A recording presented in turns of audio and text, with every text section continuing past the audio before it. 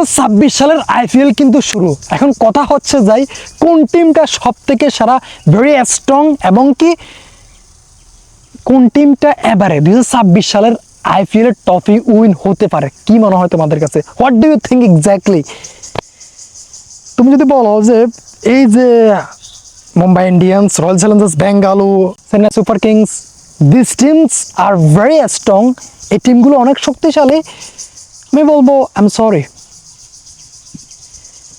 every team is very strong, every team has qualified bowlers, qualified batters, qualified all-rounders. সব টিমের আসলে মানসম্পন্ন আপনার বোলার, ব্যাটার্স, অলরাউন্ডার রয়েছে। This is one of the biggest টি-20 league, IPL.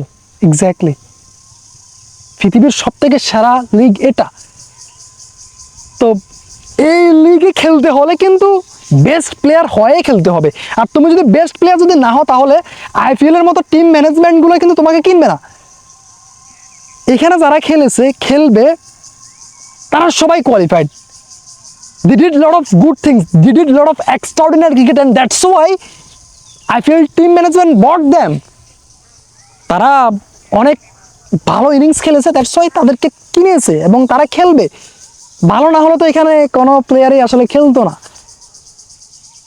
একদম সব টিমে অ্যাকচুয়ালি আমি মনে করি যে অনেক বেশি কোয়ালিফাইড, কিন্তু অনেকজন বলবে যে ভাই এই টিমটার থেকে একটু বেশি শক্তিশালী না। ভাই একটু বেশি হয়তো বা আমি যদি কম্পেয়ার করি, আপনি যদি কম্পেয়ার করেন, এটা হবে যাই লাইক 19-20 এরকম।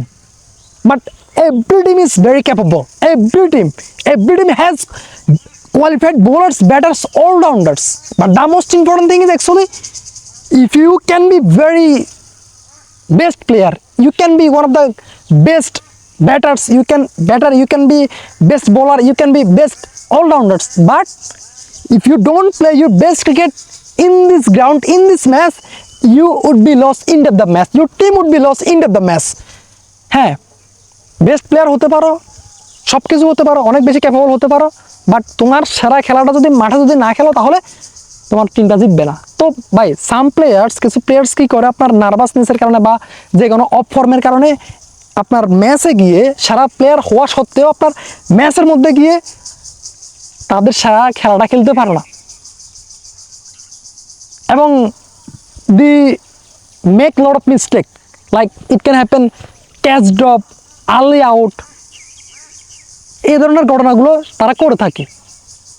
দ্যাটস ওয়াই ভালো টিম হওয়া সত্ত্বেও, ভালো প্লেয়ার হওয়া সত্ত্বেও কিন্তু এন্ড অফ দ্য ম্যাচ তারা জিতে না।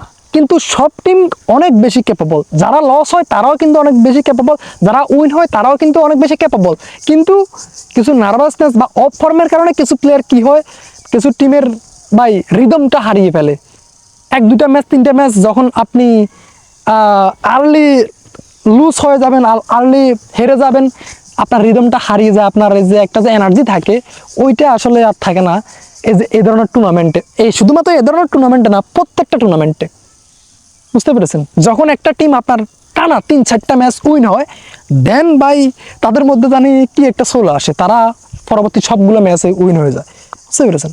সো কেউ যদি বলো যে এই টিমটা অনেক বেশি সেরা, না ভাই, সব টিম সেরা, কিন্তু মাঠের মধ্যে যে সব থেকে বেশি ভালো পারফরমেন্স করতে পারে, তাদের সেরাটা দেখিয়ে দিতে পারে, সেই টিমটা end of the match trophy win হয়, আপনার ম্যাচ উইন হয়। আল্লাহ হাফেজ।